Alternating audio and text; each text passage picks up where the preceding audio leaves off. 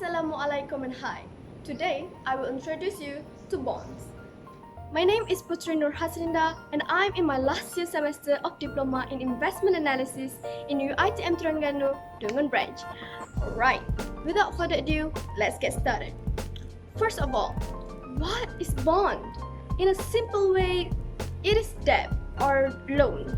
To be exact, it is a long-term fixed income security in which the issuer or the borrower has agreed to pay fixed income payments for a specific period and to repay a fixed amount of principal at maturity to the bondholder or the lender. So basically, bond is what the lender issued to the borrower. Next, we will be moving on to the parties in bond. Who are the person involved during the transaction? First, we have the issuer of debt securities. For example, the government and their agencies, corporation, commercial banks, and also foreign institutions. Second would be financial intermediaries. The party who act as a middleman. For example, we have primary dealers and also investment banks. Here in Malaysia, we have MGS, which is Malaysian Government Securities, and also Government Investment Issues, GII. In terms of investment banks, we have Affin Hwang Investment Bank Berhad, Alliance Investment Bank Berhad, Maybank Investment Bank, and so much more. The last parties involved in bond transaction is of course the investors.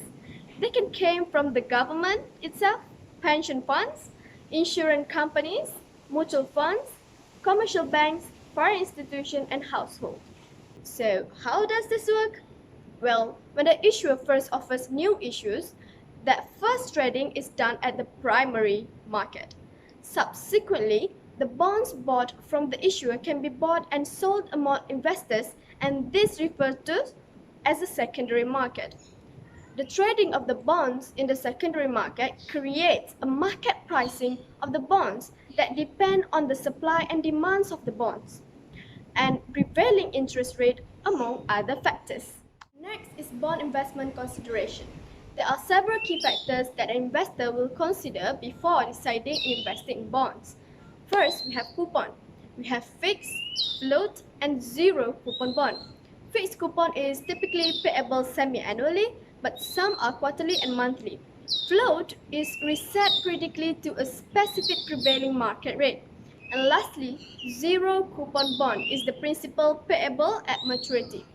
Second, we have price. In bonds, there are three types of price that we can find, which is face value, the newly issued bond, premium, when the price of bond is above its face value, and lastly, we have discount price, which is when the bond price is below its face value. Another factor in deciding the bond is yield, which is the return of the investment, the profit that we get from investing in a bond. We have maturity, short term and long term. We also have redemption futures, which is called and put. Last but not least, we have credit security, which is government issues, and private debt securities, which rating on the bond are done by RAM or an N mark. Higher credit quality bonds are generally more expensive than the low credit quality. Finally, we will discuss about the advantages and disadvantages of issuing and also investing. First is issuing. What are the benefits of issuing? It is cheaper than issuing shares. Obligation is limited to fixed interest payment.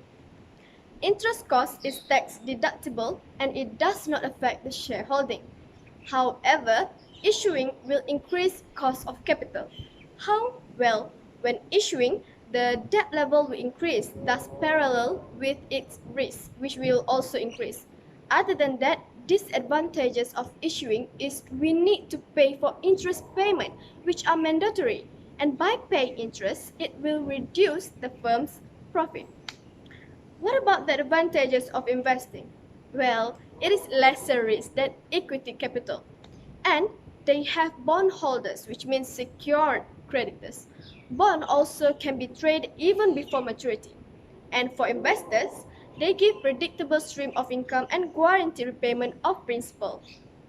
However, every good thing comes with its own disadvantages.